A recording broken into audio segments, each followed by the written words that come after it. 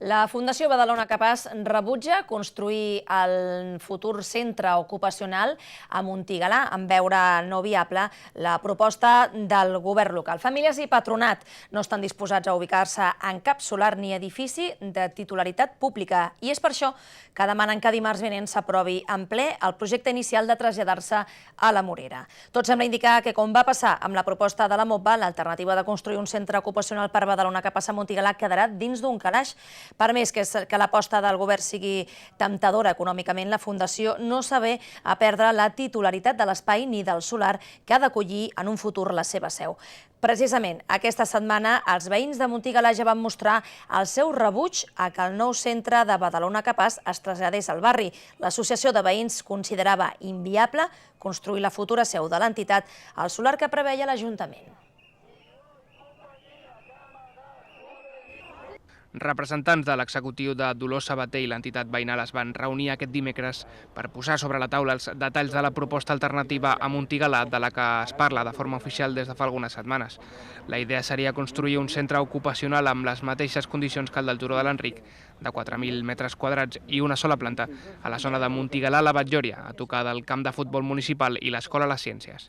Els veïns, però, recorden que es tracta d'uns terrenys reservats per a construir una escola bressol i un altre equipament que reivindiquen des de fa anys. A més, avisen que l'obra tallaria un passatge sense asfaltar que creua el barri a través del Parc G4 i que utilitzen molts veïns. Nos damos cuenta de que realmente no tienen ningún tipo de proyecto.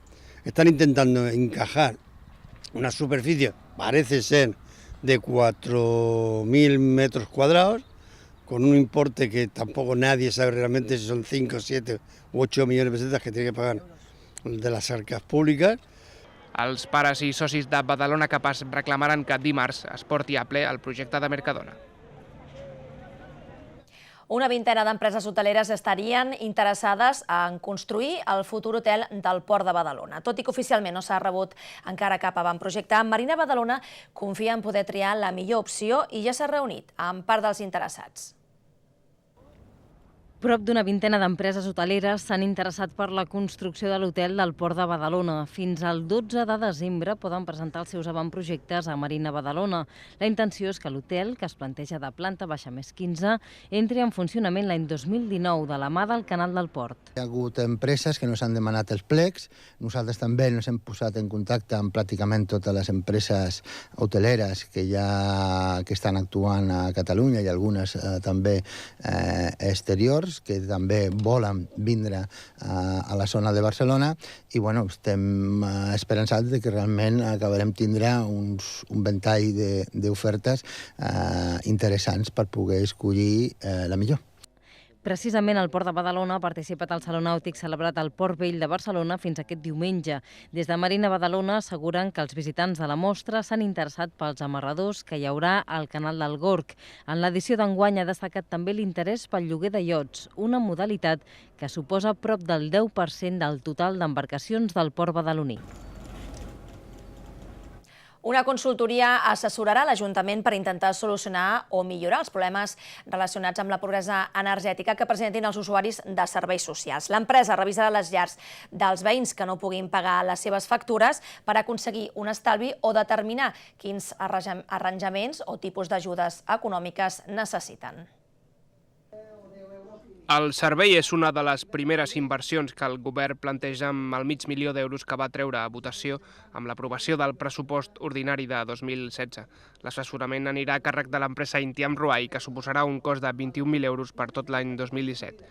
La mesura es coordinarà des de diferents regidories i s'engegarà aquest mes després que els treballadors de serveis socials hagin rebut una sessió informativa sobre el funcionament del servei. El que farà Serveis Socials és derivar aquestes persones a una consultoria que hem contractat perquè vagi a casa seva, faci el diagnòstic sobre què estan pagant, de quins consums estan tenint, sobre quines són les ineficiències que tenen a la seva llar. L'Ajuntament derivarà el projecte Àngels, que s'encarrega d'arranjaments a les llars de persones sense recursos, les intervencions de més envergadura. A més, es coordinarà amb altres administracions que vulguin posar en marxa iniciatives per pal·liar la pobresa energètica. Cada any la taxa de mortalitat per càncer de mama disminueix un 2,6%. Unes dades fetes públiques aquesta setmana que s'ha commemorat el Dia Mundial d'aquesta patologia. La millora en els tractaments i el diagnòstic precoç són claus a l'hora de disminuir la taxa de mortalitat per càncer de mama. El cribatge, per exemple, permet disminuir entre un 25 i un 35% la mortalitat per tumor al pit i augmentar les possibilitats de curació en casos prematurs.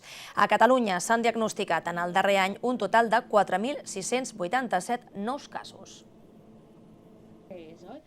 La badalonina Esther Escudero ha viscut 2 càncers de mama. El primer li van diagnosticar amb 49 anys i el segon als 52.